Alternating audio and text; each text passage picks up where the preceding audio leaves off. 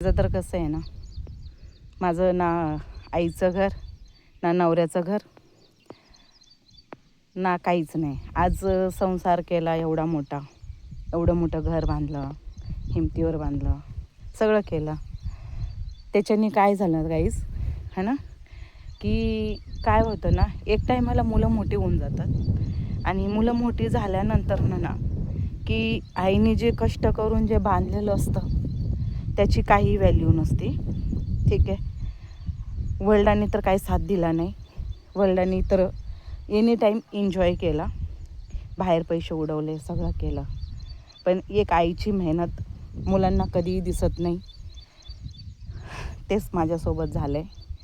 मला सांगायचं नव्हतं, पण आज मला हे स्वतःची माझा प्लॉट घेऊन, हक्काचा प्लॉट घेऊन, हक्काची जागा घेऊन खूप बरं वाटतं आहे. इथं ना मला नवरा बोलू शकत आहे, ना पोरं बोलू शकत आहेत, ना आईवडील तर नाही आहेत. आई तर माझी खूप लहानपणी गेली.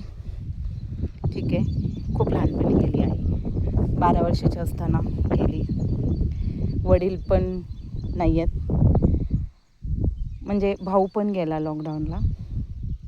स्वतःचं म्हणायला आता कोणीच नाही आहे. पण हे मी जे केलं आहे, मी माझ्या हिमतीवर केलं आहे. माझ्या लोगातलं घर माझ्या हिमतीवर केलं, सगळं केलं. आज पोरं मोठी झाली. खूप कमी वयामध्ये मुलं मोठे झाले, म्हणजे झाले. मी 14ची असताना मुलगा झाला, 17ची असताना मुलगी झाली. असा संसार केला, खूप कष्टाने संसार केला. आणि आज मला कसं तरी होते बोलायला, म्हणजे सांगायला. नक्की मी माझी स्टोरी थोडीफार मी शेअर करेन.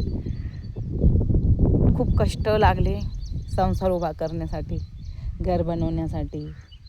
आज मुलं मोठे झाल्यानंतर ना त्याची किंमत राहत नाही.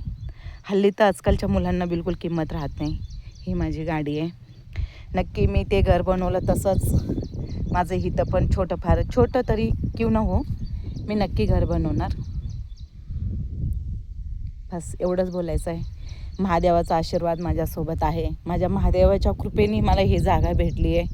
आज महादेवाला मी भरपूर वर्ष झाले प्रार्थना करत होते, देवा मला थोडा तरी एक तुकडा दे, जेणेकरून मी तुझं तिथं एक शिवलिंग ठेवू शकू, या तिथं मी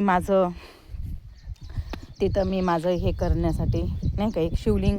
म्हणजे मी महादेवाला खूप मानते आहे. ठीक आहे. त्याच्यासाठी मी बेलाची झाडं खूप लावणार आहे. आता तर मी 4 लावलेत आहे. ठीक आहे. जी माझ्या महादेवाला लागणार आहे त्या गोष्टी मी नक्की माझ्या सगळ्या जागेमध्ये लावणार आहे.